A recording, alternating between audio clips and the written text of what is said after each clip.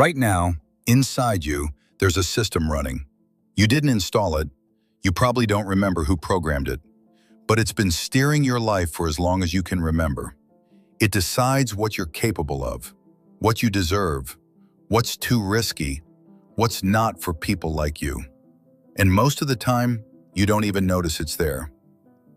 Until you try to change something, until you set a goal and somehow end up exactly where you started, until you promise yourself this time will be different, and it isn't. Until you watch someone else succeed and think, quietly, I could never do that. That's not a character flaw. It's not laziness. It's not bad luck. The answer isn't what most people expect. It's a mechanism, and it has 5 parts. 4 of them are automatic. They run whether you know about them or not. But the 5th one, that's the one you control. That's the one most people hand over without a fight. Let's look at all 5, because once you see the system, you can't unsee it. And once you understand it, you can finally change it. The first component is the simplest one. It's the target. Every goal-seeking system needs a destination. An archer needs something to aim at.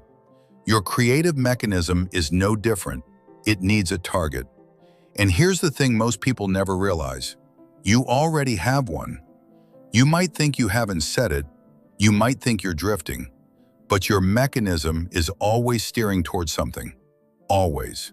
The question isn't whether you have a target, it's who set it. Because for most of us, the targets weren't chosen. They were inherited. Somewhere along the way, you absorbed a picture of who you are. Maybe someone told you you're not good with numbers. Your mechanism logged that as a target. Avoid anything mathematical. Maybe you failed at something once, publicly, and the shame became a target. Never put yourself out there again. Maybe you grew up watching people struggle with money, and your mechanism quietly accepted, this is what people like us do. You didn't consciously choose any of this, but your creative mechanism took the input and ran with it. And now, years later, you're hitting targets you never wanted, flawlessly, efficiently, every single time. Maltz called this the self-image. It's not your potential. It's not your abilities. It's not even what you consciously believe about yourself. It's deeper than that. It's the internal picture your mechanism uses as a reference point. And you can never, ever outperform it. Not through willpower, not through effort, not through wanting it badly enough. If the target says you're not worthy of love, you'll sabotage relationships. If the target says you're bad with money, you'll find ways to lose it. If the target says you don't belong in certain rooms, you'll never walk through those doors. The mechanism always finds its target. So the first question isn't how to aim better. It's who set the target you're currently aiming at. Component 2 is the guidance system. Think of a torpedo. It doesn't move in a perfect straight line. It veers. It gets knocked off course by currents. It makes constant micro adjustments, but it never forgets the target. Your creative mechanism works the same way. Once the target is set, consciously or not, the guidance system takes over. It's constantly scanning, constantly adjusting, constantly nudging you back on track toward whatever destination your self-image has locked in. This is why change feels so hard. You set a new goal consciously. I want to be confident. I want to make more money. I want to find a healthy relationship. But your subconscious target hasn't changed. So your guidance system, loyal, efficient, automatic, detects the deviation and corrects course. Back to the old target. Back to familiar territory. Back to the version of you that the system knows how to steer. And you experience that correction as self-sabotage, as fear, as procrastination, as that voice that says, who do you think you are? That voice isn't your enemy. It's your guidance system doing exactly what it was programmed to do. The relief you feel when you give up on something hard, that's not weakness. That's your guidance system rewarding you for getting back on the old, familiar course. Back to safety, back to the known. Even when the known makes you miserable, the system doesn't care if you're happy. It cares if you're consistent. So the real work isn't forcing yourself to try harder. It's changing the target the guidance system is aiming at. And that brings us to the component most people completely misunderstand. Component 3 is the feedback loop.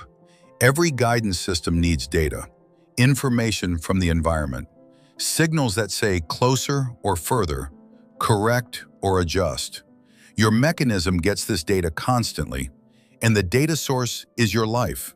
What happens to you, how people respond to you, the results you get, the opportunities that appear or don't, the doors that open or stay closed. All of it is data. All of it feeds back into the system. But here's where it gets dangerous. Your creative mechanism doesn't interpret data, it just receives it. If you try something and fail, the mechanism logs, target not reached, adjust. If you get rejected, the mechanism logs, target not reached, adjust. If you take a risk and it doesn't pay off, the mechanism logs, target not reached, adjust. And if you don't consciously intervene, the adjustment is always the same. Aim lower. Protect yourself. Don't try that again. People like you don't succeed at things like this. The feedback loop, left unexamined, slowly lowers your targets over time. Not because you're incapable, because the data is being read wrong. Maltz said failure is not an enemy, it's a teacher, a necessary part of any guidance system. A torpedo doesn't cry when it gets knocked off course. It adjusts and keeps moving. The off-course moments aren't failures, they're information. But most of us were never taught to read failure that way.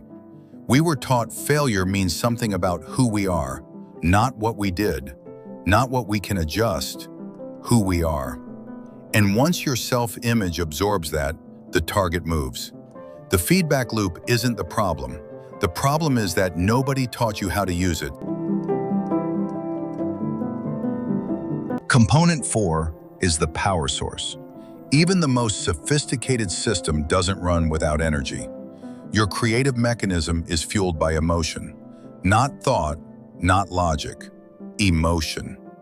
Maltz understood something that modern neuroscience has since confirmed. The brain doesn't respond to ideas. It responds to ideas that are charged with feeling. A goal you think about intellectually is just a thought. A goal you feel emotionally is a command. And this works in both directions. Positive emotions, desire, excitement, anticipation, belief. They fuel the mechanism. They give it power. They make the guidance system work faster, more precisely, more creatively.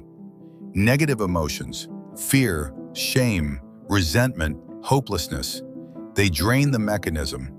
They don't just slow you down, they actively interfere with the system's ability to find the target. Think about the last time you tried something while feeling afraid.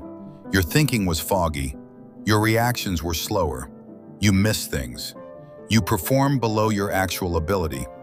That wasn't a coincidence. That was a mechanism running on low power. And here's the part nobody talks about. You can't fake this. You can't force positive emotion through willpower. I will feel confident doesn't work. But you can generate it through what Maltz called the theater of the mind, through vivid mental rehearsal that produces real emotional responses, through focusing on desired outcomes until you actually feel the feeling of having them.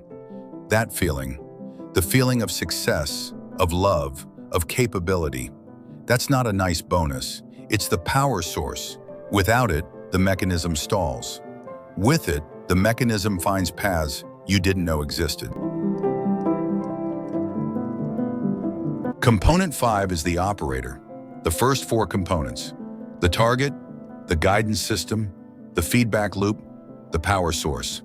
They all run automatically. They run whether you understand them or not. They run while you sleep. They run while you go about your day, unaware of the machinery beneath your choices. But component 5 is different. Component 5 is you, your conscious mind, your awareness, your ability to observe, to question, to choose. This is the only part of the system you directly control, and most people hand it over completely. Most of us never stop to examine the target. We just keep aiming at whatever was programmed into us years ago. Most of us never question the guidance system. We just feel the resistance and assume it means stop. Most of us never read the feedback. We just absorb the emotional hit of failure and let it lower our expectations. Most of us never check the power level. We just wonder why everything feels so hard. The operator's job, your job, is simple, but it's not easy. Pay attention. Notice the target. Question it. Where did it come from? Is it yours? Notice the guidance system. When you feel resistance, don't run from it. Ask what it's steering you toward. Notice the feedback. When you fail, don't absorb it as identity. Read it as data. Adjust. Keep moving. Notice the power. When you're drained, don't push harder. Recharge. Find the feeling of the outcome you want and let it fuel you. The operator is the smallest component of the system, but it's the one that can change everything. Here's what Maltz wanted people to understand. You are not broken, you never were. You've been running a system with a target you didn't set, guidance programmed by old experiences, feedback you were never taught to read, and a power source that's been drained by years of unexamined negative emotion. Of course, things have felt hard. Of course, you felt stuck. The mechanism was working perfectly. The operator just wasn't trained. So this is where the training begins. In the next video, we go deeper into the first component, the target, specifically how to identify the self-image you're currently operating from and the exact process Maltz developed for rewriting it. Not in months, not in years, starting now. Because once the target changes, everything else follows.